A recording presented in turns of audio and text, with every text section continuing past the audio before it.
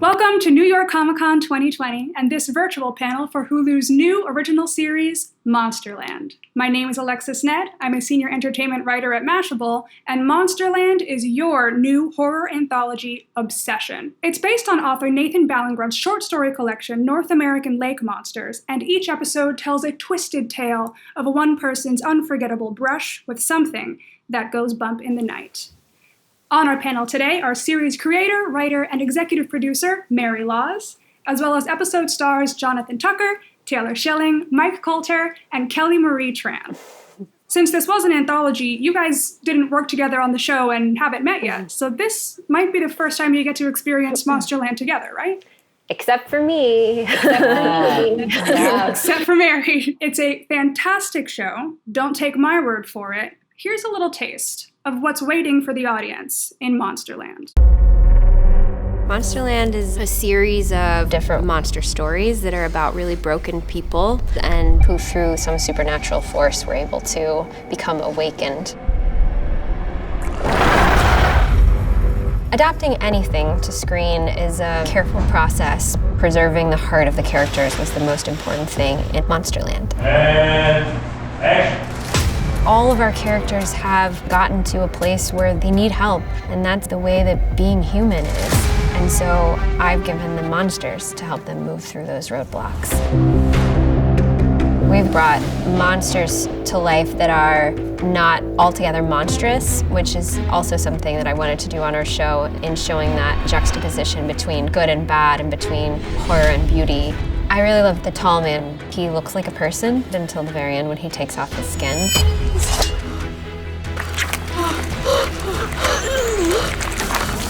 The tall man is a metaphor, a shapeshifter, someone who's able to take off their skin and become a new person. You want to know what's inside of them? Pick one. Later in the season, an oil spill has completely devastated the coastal community. And an injured fisherman makes a discovery. I think that Sharko and the mermaid are able to relate about the loss of identity and the way that that can break a man in half. She's my catch. Whoa, hey, relax, buddy. They've found kindred spirits in each other because they have both been made to suffer. Our episodes are lightly connected, and so I wanted to tell a story about mental illness that hopefully someone can say, oh, I see myself in that, and feel less alone. This thing that's inside of me, it's mean. All of our characters make their way through a series of choices that are complicated and rich. It's finding what our Monsterland monsters want to be because it's not like anything anyone else has ever seen before.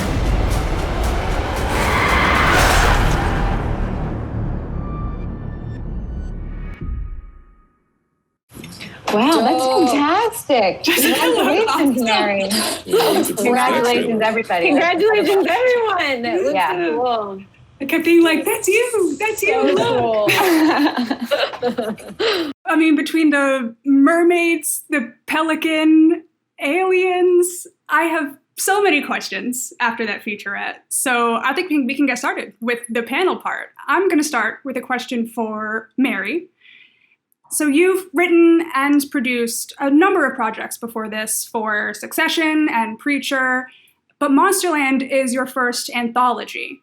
So how does your creative process change when each episode is its own contained story? I mean, I come from a playwriting background, and so producing and writing an anthology was really exciting to me because each episode is its own start-to-finish contained little horror movie. And, what's so exciting to me is that it gave us a lot of opportunities to have really cool auteur directors come in and put their own vision on each piece.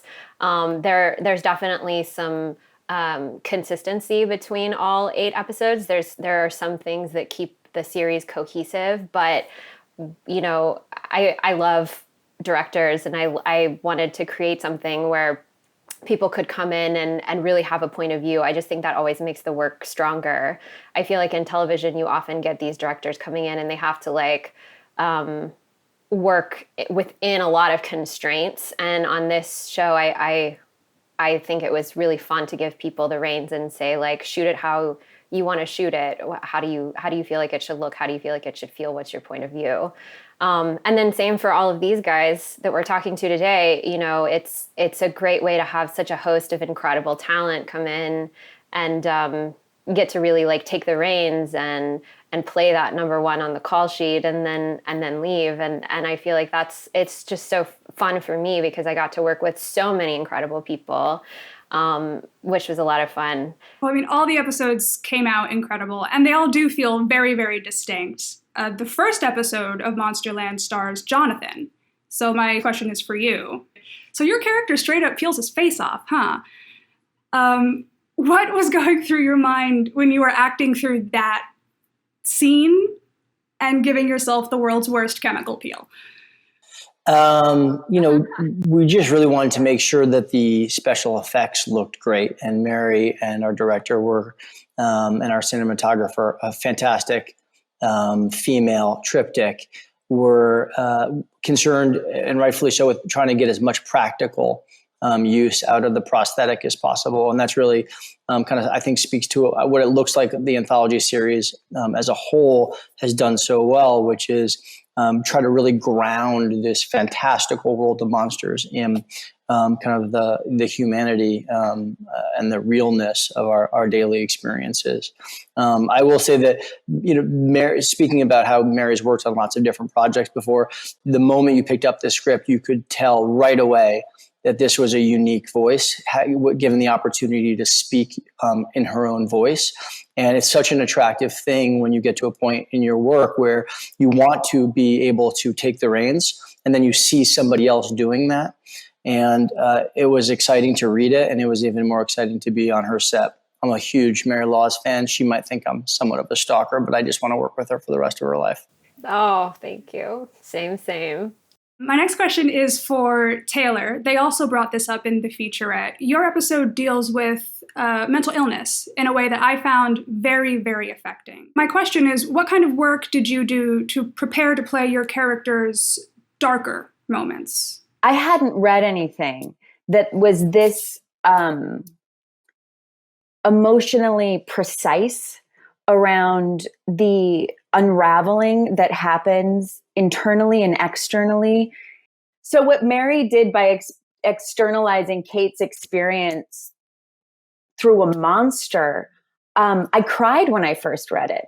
I was like, this is truly utilizing the medium of a screen. It's making a really cinematic choice. I was just blown away. I was like, yes, that's it. That's what happens.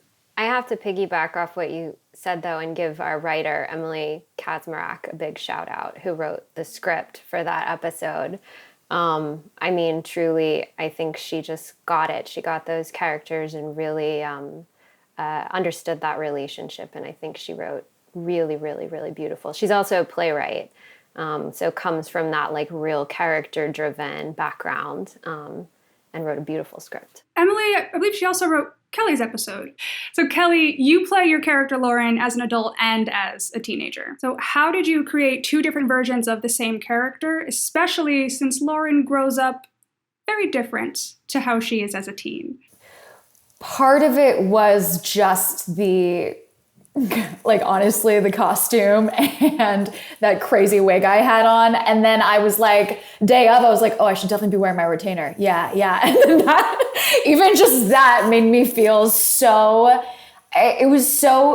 weird how quickly I fell into, I remember exactly how it feels like to be a very insecure, awkward teenager, especially someone who, just the way that she interacted with her friend who was very conventionally attractive and she was not. And it was, for me, pretty automatic. I was like, oh, I'm not so far from being very awkward and insecure. Yeah.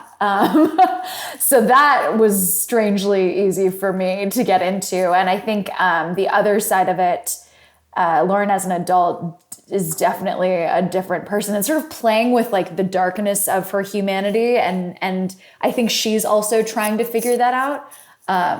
Was so fun. Yeah, the whole transition, I had to go back and double check because I'm like, that was Kelly both times, right? That was definitely Kelly both times. Yeah, fooling me both times. Also, like, it's kind of weird how in real life, if I'm not wearing makeup and a big t-shirt, people are like, oh yeah, she's 14. I'm like, okay, so. That'll come in handy for many, many years to come, I'm sure. So my final question is for Mike. Mike, you have the finale episode of this season, and I think the most bananas twist in all of the episodes. I saw nothing about the final third of that episode coming. So I'm almost reluctant even to spoil in a spoiler light conversation. So you're going to get the monster question. What classic and or folkloric monster scares you the most? And what do you think is so terrifying about the concept of that monster? That's an interesting one. Wow. I wouldn't never describe myself as a religious person, but I guess when we talk about, monsters and the idea of monsters versus man and human species, we are sort of becoming numb to the idea of suffering. And especially now with social media, I watched something horrific the other day, and things don't last with you very long. As artists, we always have to sort of keep ourselves open and apathetic to people's suffering. And that's not everyone's world. And I think you meet people who are not like that, and it scares you, because I can't tell you how many times I've talked to people and then I'll say something and it makes me like, I catch myself and I go, is something wrong with me? And sometimes I check myself and I go, am I just walking around? And I think my acting teacher talked about this. We're not built to be this way. We're built to sort of close ourselves off. You've been spending your whole entire life protecting yourself. That's why they say actors don't make great people sometimes. They don't make great anything other than actors, because it doesn't work for anything else. And so when you hear people talk, it doesn't. It's not applicable. It's not applicable to any other job. You can't put an actor behind another situation and watch them deal with it in a normal way, because it doesn't make sense. So to me, the monsters that I deal with on a regular basis, and remember, these people are people who sometimes have, decisions in life that affect other people. Like they're doctors like this. They're police officers like this. There are people who walk around who are completely dead inside. And so we're not that far away from, sociopaths. And so I think the monster within the man is sort of the most scary thing. That frightens me more than anything. I feel like a lot of the show deals with sometimes the person that you think is the monster because they look scary isn't necessarily the monster. They could be the most gentle creature. Yeah, it's usually people. It's always people. Well, that's what I love so much about Nathan's book, that a lot of these episodes are either adapted from or inspired by like there were these sort of traditional beasts and monsters, these sort of classic, vampires, angels, demons, mermaids, etc. in Nathan's book. But oftentimes it was the protagonist that ended up being the most monstrous. And I thought that was exactly what Mike was saying. It was a really interesting examination of humanity, which is really why I wanted to adapt this book in the first place. I thought it was, I'm not as interested in horror that's just like cheap thrills and jump scares. And I think there's certainly a place in my heart for that. Like I love, Tobe Hooper's Texas Chainsaw Massacre, like so much. I mean, definitely that there's a special place in my heart for that. But in terms of the stuff that I want to make, I don't think that's enough. And I think horror is such a wonderful genre because you can talk about real things. You can examine like serious issues, just like we were saying in Taylor's episode, all about mental illness. Mike's episode is so much about grief and loss. But there's an element of entertainment, there's an element of genre that gives it a little bit of a lift. So you can ask those real questions about the world and what Mike is saying about those monsters inside all of us. I mean, and because the format is the anthology, you can do that 8 times in a season, as opposed to having, one overarching theme. So we're going to do a little round robin Q&A where you guys ask each other questions. Cool. Since Mary is our series mastermind, Monstermind, we'll start with Mary. Mary, do you have a question for Mike? I've got a little spoilery question, but I think it's kind of fun. So, Mike, there's this huge moment at the climax of the last act of your episode where you and Adipero, who plays your wife, are sort of coming together again, and our angel comes out, slits its throat, and pours blood all over you while you sort of make love and transcend into this like drug trip. How do you prepare for a special effect like that? And is it the craziest thing you've ever done? Yeah, I think it does. As far as like, I think it does top the list of crazy things. We probably had about 2 or 3 shots at it, and it was just one of those things where it seemed beautiful. It looked beautiful, but then when you're shooting it, I remember just thinking, I'm literally drowning because I can't breathe. There's so much blood and liquid in my orifice noses, and I can't breathe. What? And so it's just like you're trying to be sexy. You're trying to make this look like something's really, and you're like going, how long can I hold my breath before I like go, and so I hope it looked great, and I hope it edited well for everyone else, but it was definitely an experience that I'll never forget. And I found blood in places that I didn't think, or fake blood in places that I didn't think I would find it days later. I mean, it was like for days, there was just something always, oh, there's some more blood. Oh, there's some more blood in that crack. There's some more blood here. Yeah. That's the first time I think I've taken a shower in a trailer. I mean, it does look very beautiful, and like serious hats off to you and Adipero for really going there. But Mike, you still have the talking stick. So what would you like to ask Kelly? So Kelly, your character has a lot of complex emotions of guilt and jealousy. And obviously you had to play like more than one character in a sense, right? So what drew you to that role, and what were the challenges that you thought about when you were like reading this and what you wanted to do with it? Well, I mean, I've just never been jealous my whole life, so I'm just kidding. I'm totally kidding. Obviously, I've never felt envy my entire life.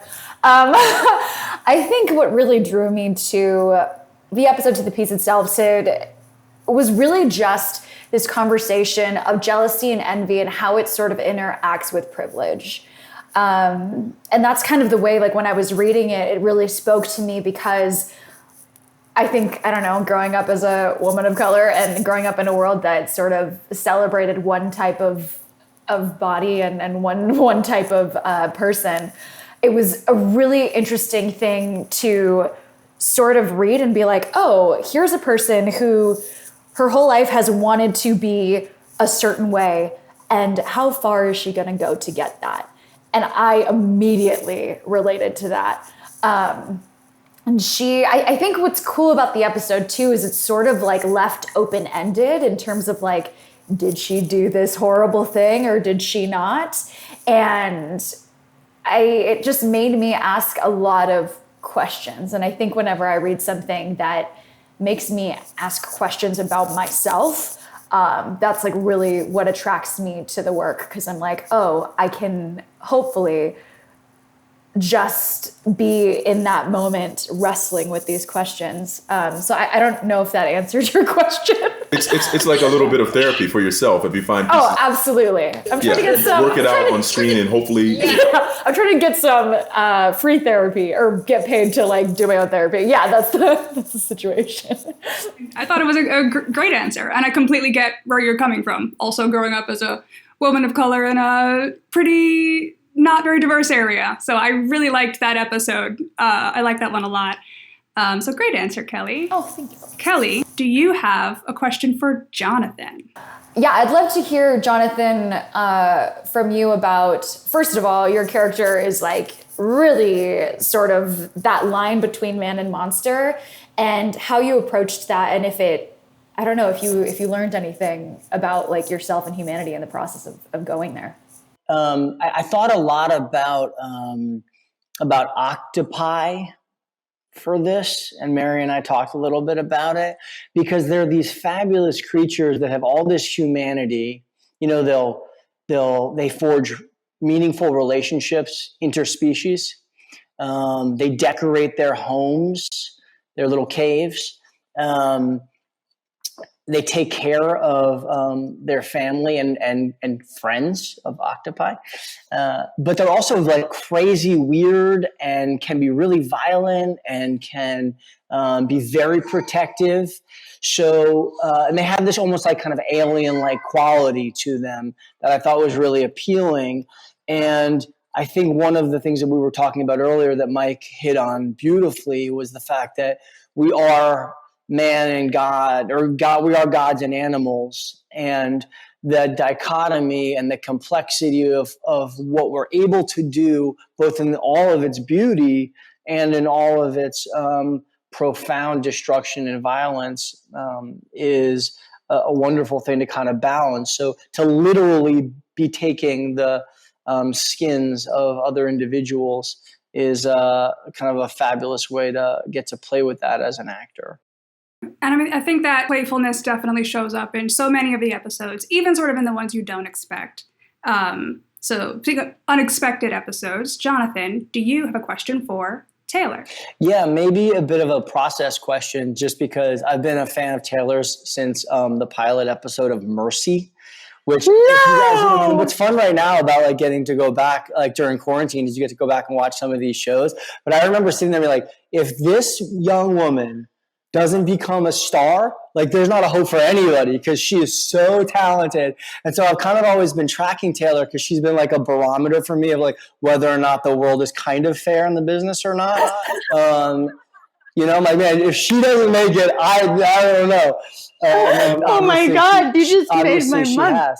So my question really, Taylor, is that, you know, you've done so much extensive character work. What's it like to come onto an anthology where you really, it's a one-off? Like, how do you create that character, and what is that experience like for you?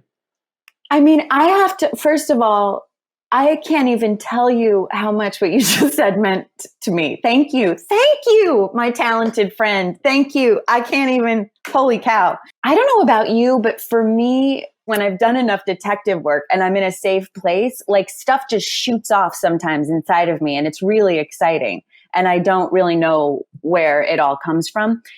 I think this is a conversation that I've just been wanting to have, how some of the darkest parts of ourselves become externalized and how we don't always want to talk about it.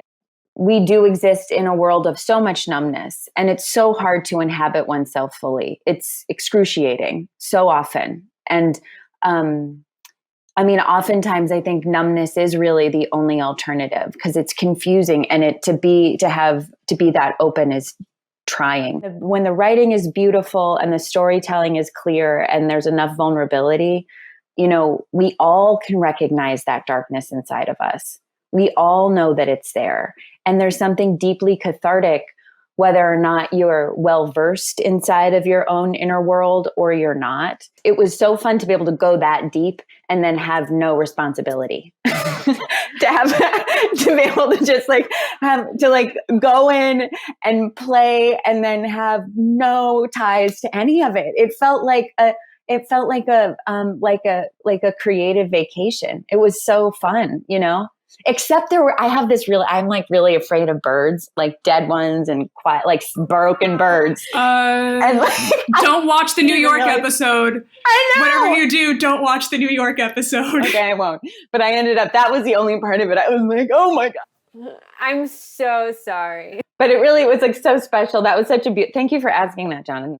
That was a great question from Jonathan. Great answer from Taylor. And Taylor, you can bring us home in our round robin if you have a question for Mary.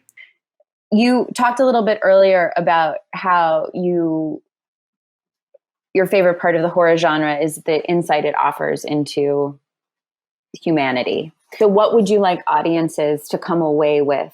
I started developing Monsterland right after Trump was elected. And I, like everyone, like many people, not everyone, like many people, was really terrified.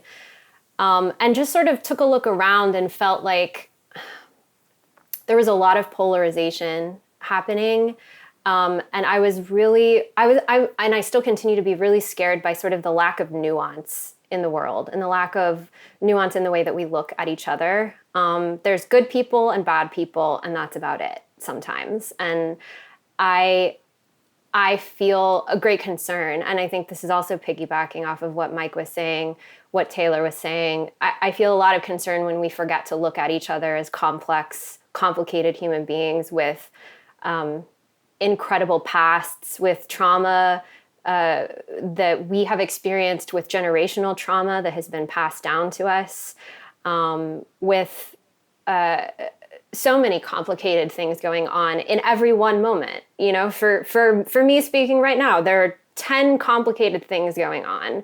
And what I loved again about Nathan's book was that he examined people who wouldn't necessarily been given that kind of nuanced examination or second thought. People who had done a lot of harm to other people, characters who had acted badly, women who behaved really badly, blue collar workers who don't normally get placed in the spotlight.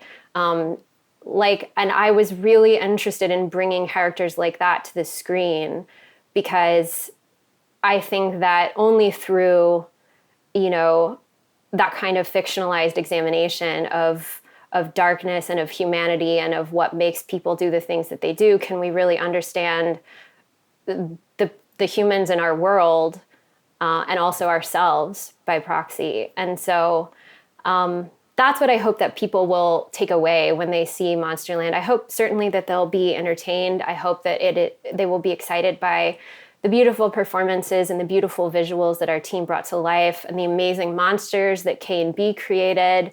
But I also hope that they'll walk away with a little bit of a question of like, who was the most monstrous, why the people in the episodes did the things that they did, and maybe a little bit more understanding for how complicated human beings can be.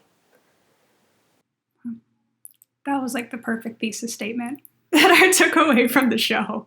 Thank you to Mary, Taylor, Jonathan, Kelly, and Mike for participating in this panel. I can't wait for everyone to meet your monsters. All 8 episodes of Monsterland are available to stream right now, so run, don't walk, pretend something terrifying is chasing you, and go watch it. Only on Hulu.